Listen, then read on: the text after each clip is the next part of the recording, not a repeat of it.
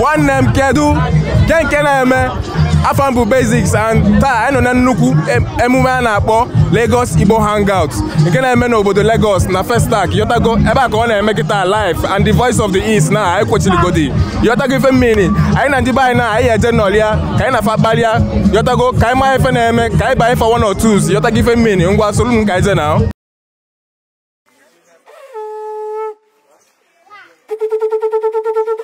Anywhere you go, if you don't see Igbo man, no one negi bocha. Bocha poso neba fulelele, lacha poso neba futileti. Obodo silike na Ndi Igbo gabane, abanye bafu ebulike wepota. Ugochukwu nela nyenya waka eji agano. Iyo koko.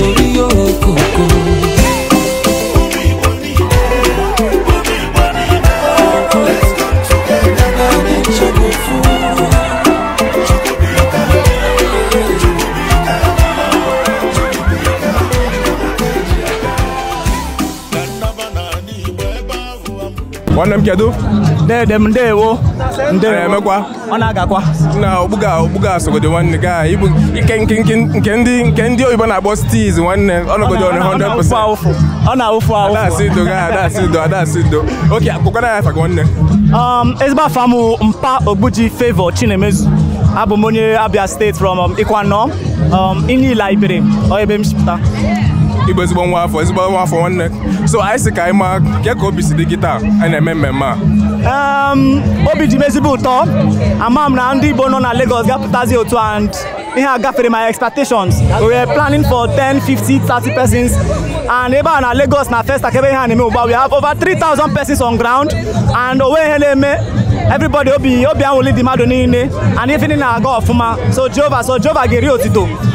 Mba the mmemme osogodi nwanne asị ka njọ gị asị gị bịa ụwa ọzọ ị ga-ala ka ịbịa azụ onye Igbo ka ọ nwere ebe mba ọzọ ị ga-ala ka ịbụ onye ọ bụla m na-asị bịa ụwa ọzọ and abịa masị onye Igbo ọ ka maka nwa Igwere. I would like to come back to this world as an Igbo man, a proper Igbo man. If I'm not coming back as an Igbo man, I'd rather be a lifeless animal than to come back and not be an Igbo man. Yes, walia as the hot nwanne Dalu, one them kedu?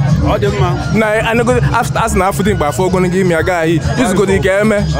Now you're what is my English guy? Kedu? So bad rock. Can't find one. Now from Ubumazi in the Uche, Okoye. The basic one. Esimapo in Agota local government area of Anambra State, Nigeria. Okay. I think I do. Keka memas where digi. Keki is welfare. If we no go sada, abona anche tiroge, abona anya chirigi nche tiroge. If we go sada, memabu ife bidolo na social media and about Twitter. One man's and about favor. We mere tweets some time ago. Where say, no guy like. Kapok ame ogbako basalo umu Igbo na Lagos.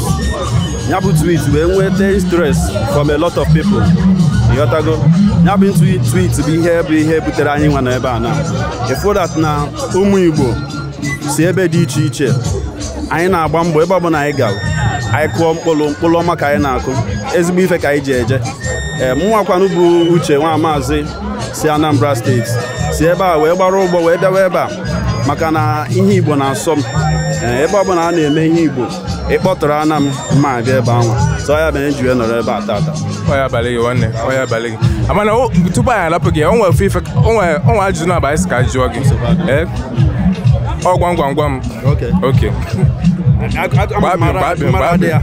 gbabịm asị ka jụọ kedu ife bụ ama m na ihe ama nke a ezigbo nwa afọ ka egwu ka ife a na-agbọ oti nwata n'ilu nne ya oti nwata n'ilu nne ya agụụ na agụụ the son no wanna go there one side is there now for you okay nke Igbo yes afọ m n'anya nke Igbo abụlụ kedu ife bụ akwa Chukwu sari n'aka bekọ ruo taa ọ ilenu ile na mgbe ọ bụla iji ele ife ile na-adị wet ịghọta ọ dịghị aka akọ asali ya kemgbe eji eke ọ ka dị wet ruo kịta sụọ ile ka ọ bụ ada kedu Arụ dị m mma.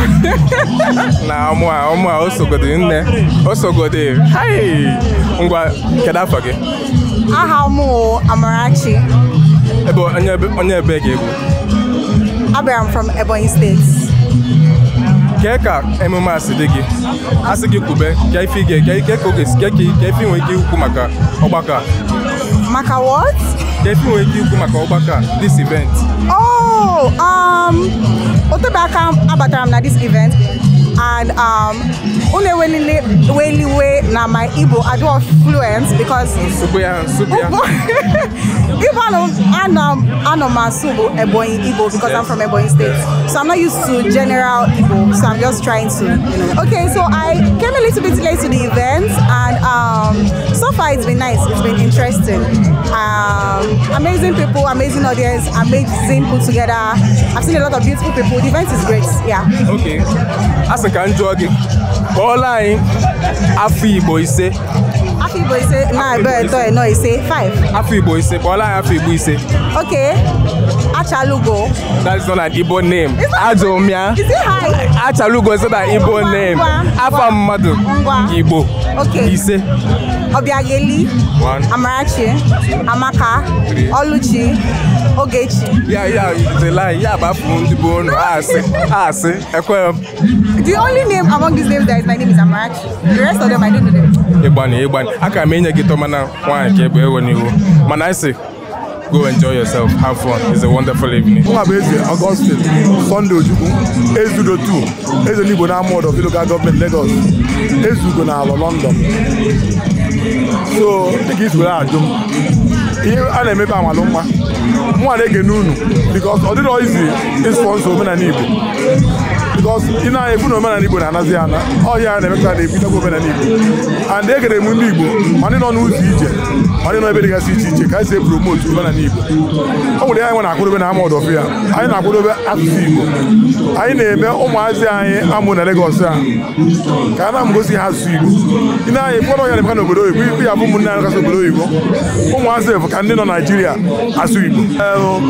Etunzo sponsor here. Masi again na.